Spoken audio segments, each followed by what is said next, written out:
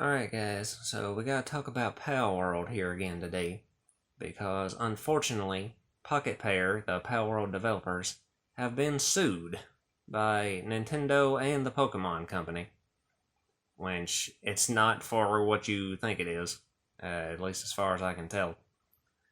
So they have been sued for patent infringement, which, let me just preface this up front with a disclaimer. I am by no means a legal expert on the US legal system, much less on the Japanese one, which, of course, this suit was filed in Japan. So, I believe everything I'm going to talk about here is accurate. Of course, there is the chance that I'm totally wrong about that and am talking out of my ass. So, with that in mind, the way I understand this is, since they're being sued for patent infringement, it implies that it actually has nothing to do with the actual designs of the PALs themselves, which that was definitely the biggest talking point when it came to people, calling it a Pokemon ripoff or whatever.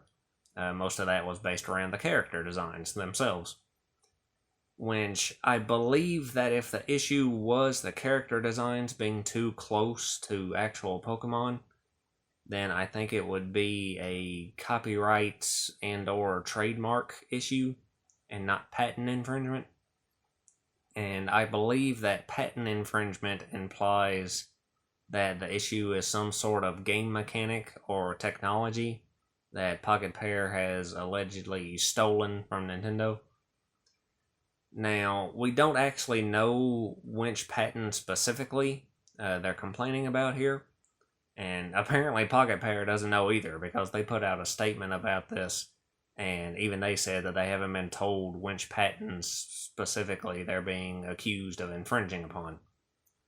So, we don't really know. Now, I've seen some speculation, even in a few articles and stuff, that there is one patent that Nintendo owns for basically the capture mechanics from Pokemon. It's a patent about, throwing an item at a enemy in a game and capturing them and then turning that enemy into an ally that you can then use in battle.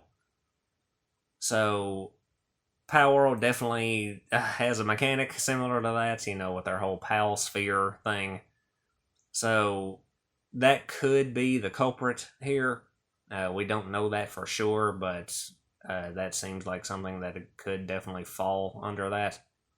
So, I'm not going to sit here and opine too much about the merits of this case or the potential outcome of it, since we really have very little hard information about this, and I just personally have very little knowledge on the topic, so I don't think I can do that intelligently. So, I'm not going to talk about that. What I will talk about, though, is, I guess, the optics of this entire thing, since outside of the Poké-Zealots, who are all insane and deranged to begin with, the reaction to this entire thing has been pretty much universally negative.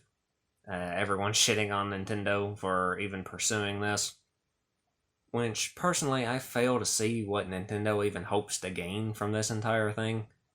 Like, what's the best case scenario? You win this suit and you get a check from Pocket Pair and maybe force them to update the game and change the way the capture mechanics in Palworld works. Like, well, who gives a shit? Nintendo's getting a ton of bad PR from this. They're alienating the Palworld fans. They're certainly not doing themselves any favors. So, I don't really think that, getting some of that Palworld money would be worth it. They're talking about, in the statement that Nintendo put out, they're mentioning, damages from Palworld. Dude, no one's buying that Palworld damaged Pokemon. Pokemon putting out dog shit games for the last 7 years didn't damage Pokemon. Sword and Shield and Scarlet and Violet sold what? Like 23, 24, 25 million copies apiece? Like, nothing can damage Pokemon. That's the whole goddamn problem. If something could damage Pokemon, it would be the best thing that could happen. Financially speaking, of course. If Pokemon took a little damage sales-wise, then they might actually decide to make a game that doesn't suck dick again. So no one's buying that whole story about Palworld harming Pokemon in any way. And I personally just don't see how anyone benefits from this entire situation. Like, maybe Nintendo gets some money out of it, but it comes at the cost of pissing off a bunch of people and potentially painting Pocket Pair as the underdog in this entire situation and possibly driving sales for your competition, which I'm sure Nintendo doesn't want to do. Pocket Pair obviously doesn't benefit from this since now they have to spend time and resources fighting a legal battle instead of just focusing on their game. The fans doesn't benefit, and that goes for fans of Palworld and fans of Pokemon. Palworld fans obviously stand nothing to gain here, and nothing about this lawsuit is going to make Pokemon Legends ZA be less dog shit. Nothing about this is going to make the next Pokemon games any better. Nothing about this is going to make Gen 10 or whatever the fuck they come out with next any better.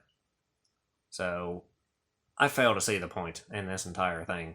But, what the hell do I know? So, I'm definitely going to be following this case closely. I will be interested in seeing how this turns out. I hope for the best. I hope that, everything works out fine for Palworld. I wish them a lot of success. I hope for a better future for Pokemon. I wish Gen 10 or whatever actually would go back to being good. I haven't bought a Pokemon game since Ultra Sun and Moon, and Lord knows I miss it. So, I hope everything works out, but, that old saying, hope in one hand and shit in the other. So, I guess we'll just have to wait and see how it all turns out. But anyhow, I guess that's all I got to say, so lots of luck to you and yours.